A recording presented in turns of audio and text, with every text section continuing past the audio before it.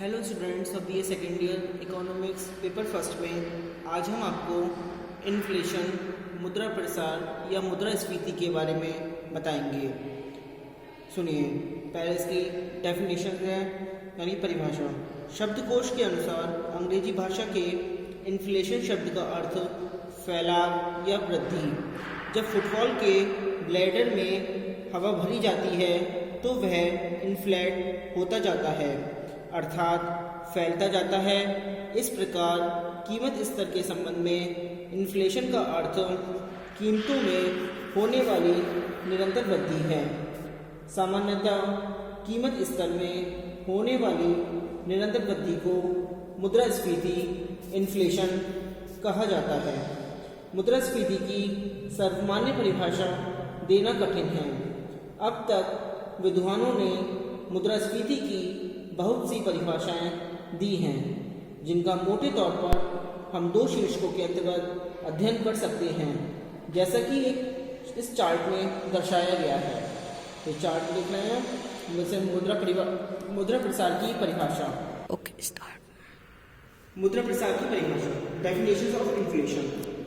तो definition of inflation ये दो प्रकार की होती हैं। पहले होते हैं मुद्रा परिमाण पर आधारित परिभाषाएं, इसको बोलते हैं definition based on quantity theory of money, और दूसरा होता है मांग आधिक्य पर आधारित परिभाषाएं, यानी कि definition based on excess demand.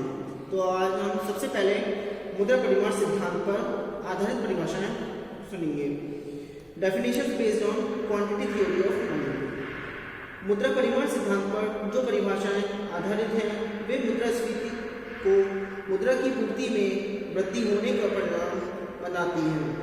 Crowther, कैमरर, हार्टे, granary, holding, बीजर और फ्रीडमैन आदि अर्थशास्त्री मुद्रास्फीति को एक विशुद्ध मौद्रिक घटना मानते हैं।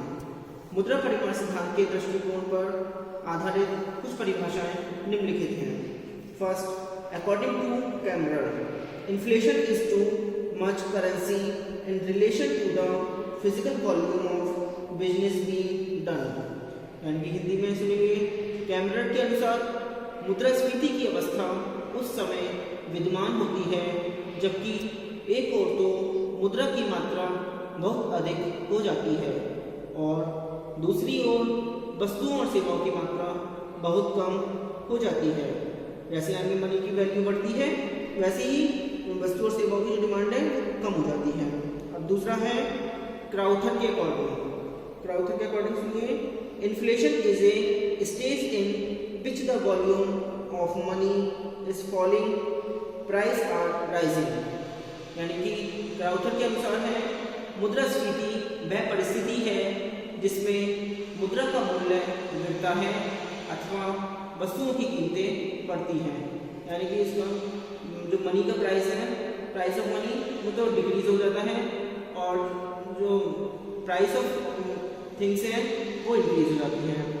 नंबर 3 है हार्टे के according, the state in which there is over issue of currency is called inflation.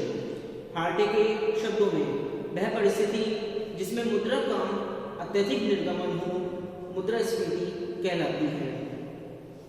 Number 4 है according to Milton Friedman, inflation is a steady and sustained rise in price.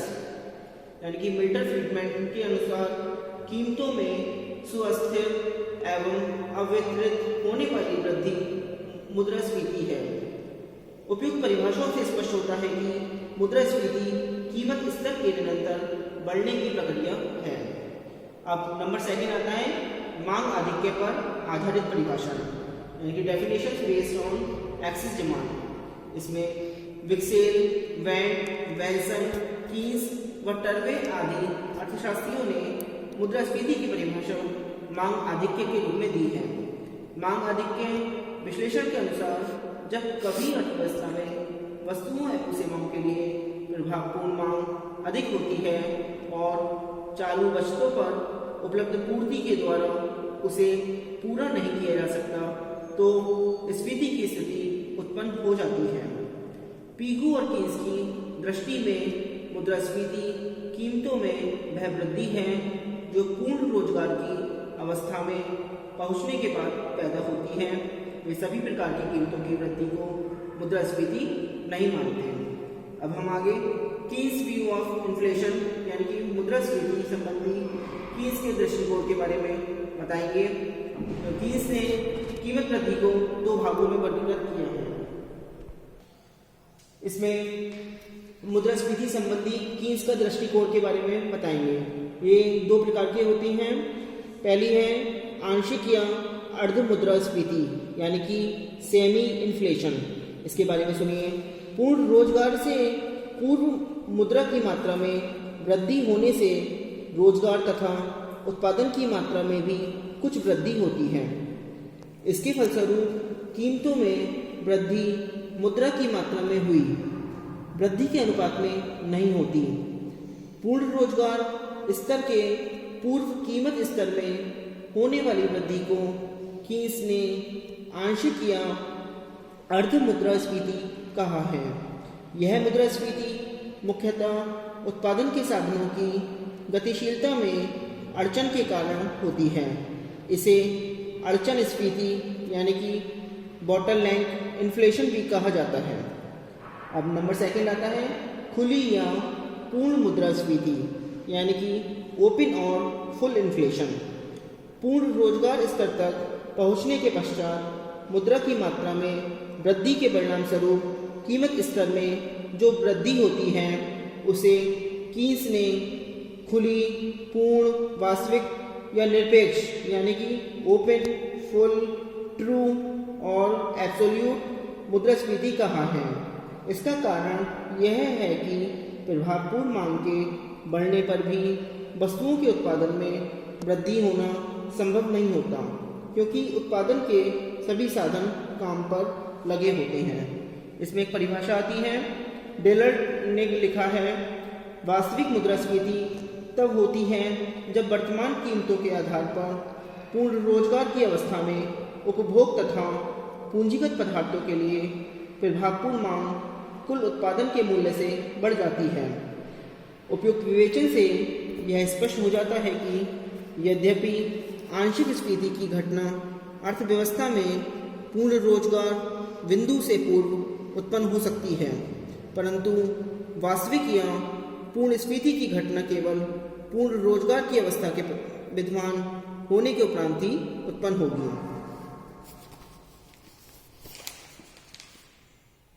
अब आते हैं मुद्रास्फीति या मुद्रा प्रसार के विभिन्न रूप। अभी हम आपको मुद्रास्फीति या मुद्रा प्रसार के विभिन्न रूप के बारे में बता रहे हैं, बाद में उसको डिटेल्स में एक्सप्लेन करेंगे। सुनिए, जिस प्रकार मुद्रा प्रसार अनेक कारणों से उत्पन्न होता है, उसके रूप भी भिन्न भिन्न हो सकते हैं। इनका वर्गीकरण हम निम्न कारणों, परिस्थितियों व गति के आधार पर कर सकते हैं। इसके रूप होते हैं, दो भागों में बांटा गया है। पहला तो कारणों के आधार पर मुद्रास्फीति। तो कारणों के आधार पर मुद्रास्फीति है। इसमें नंबर फर्स्ट है खुली तथा दमित स्फीति, ओपन एंड सप्रेस्ड इन्फ्लेशन। दूसरी आती है साख स्फीति। पहली आती है खुली तथा दमित स्फीति। इसमें सुनिए, मुद्रास्फीति खुली अथवा नियंत्रित या दमित हो सकती है। एक खुली स्फीति में सरकार की ओर से मूल्य वृद्धि पर कोई नियंत्रण नहीं होता। इसमें मूल्य बाजार की परिस्थिति के अनुसार मांग और पूर्ति निर्भर रहते हैं। दमित स्फीति में कीमतों की वृद्धि की प्रवृत्तियां दृष्टिगत नहीं होती, वस्तुतः। अब नंबर सेकंड है साख स्फीति। जब देश के व्यापारिक बैंक उदारता से ऋण देते हैं तो वस्तुओं की मांग में बहुत अधिक वृद्धि होती है। नंबर थर्ड घाटा प्रेरित स्फीति। सरकार का व्यय अपनी आय से अधिक होने पर जब घाटे की पूर्ति हीनार्थ प्रबंधन द्वारा की जाती है तो देश में मुद्रा की मात्रा में वृद्धि होती है। नंबर फोर्थ मजदूरी प्रेरित स्फीति। जब मजदूर अपने आप को शक्तिशाली श्रमिक संघों में संगठित कर लेते हैं और अपनी मजदूरी में वृद्धि बिना उत्पादन बढ़ाए ही कर लेते हैं तो उत्पादन लागतों में वृद्धि हो जाती है। नंबर 5, लाभ प्रेरित स्फीति। कभी कभी ऐसा भी होता है कि उत्पादन लागत घटने लगती है, जिसके परिणाम स्वरूप कीमतों में गिरने की प्रवृत्ति उत्पन्न हो जाती है। ऐसी स्थिति में कृत्रिम उपायों द्वारा कीमतों को नीचे गिरने से रोका जाता है, तो उत्पादकों के लाभ में वृद्धि होती है। इस प्रकार की स्थिति को कीन्स ने लाभ प्रेरित स्फीति कहा है। नंबर 6, मांग प्रोत्साहित स्फीति यानी कि डिमांड इंड्यूस्ड इन्फ्लेशन। जिन देशों की जनसंख्या तीव्र गति से बढ़ रही है, वहाँ वस्तुओं और सेवाओं की मांग में बहुत तीव्र गति से वृद्धि होती है। इससे मूल्यों में वृद्धि होती है और स्फीति का प्रभाव स्पष्ट दिखाई देने लगता है।